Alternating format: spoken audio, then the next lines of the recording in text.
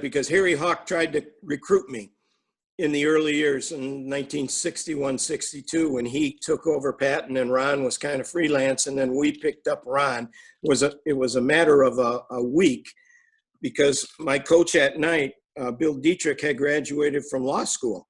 And he was the driving force on the AAU side of it and really got us into competitive swimming all over the tri-state area. And all of a sudden, he's done. You know, he had taken a job with the Detroit Law Department, and you couldn't work two jobs for the city. And he was a Parks and Recreation swimming instructor and ran the pool.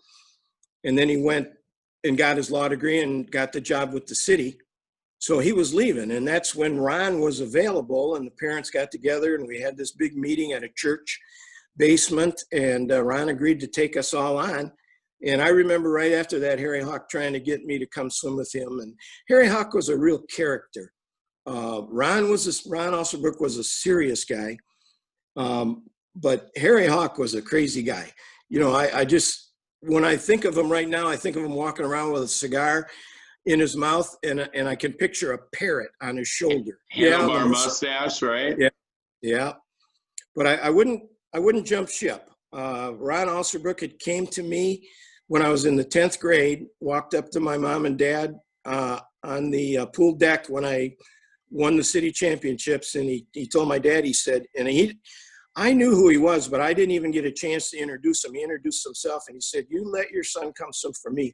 I'll make a national champion out of him."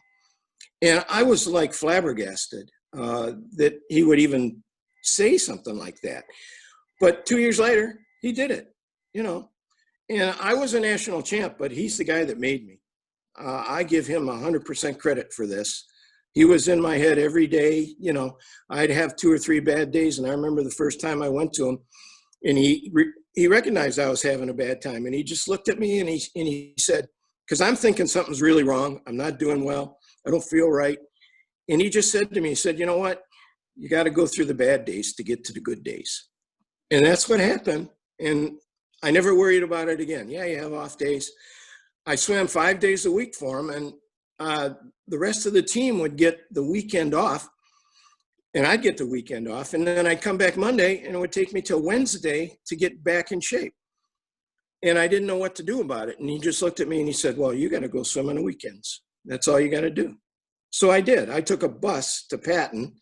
I didn't have a driver's license yet. I was still 15.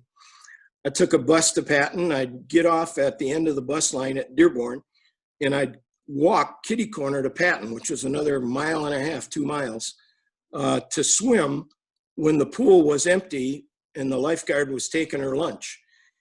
And it was an hour and a half, and I had to time it to get there just right. And on the weekends, the buses don't run like they do daily, so I had to make sure I caught the bus to get there in time and walk the 1.5 miles.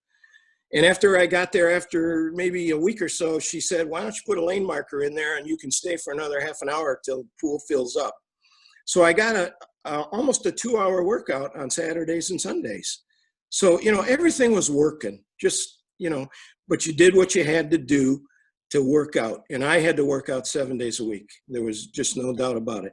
Not hard, just kick that mile each day, do 15, 20 sprints, couple of 50s and 3 or 4 25s. And that was it on a Saturday and a Sunday.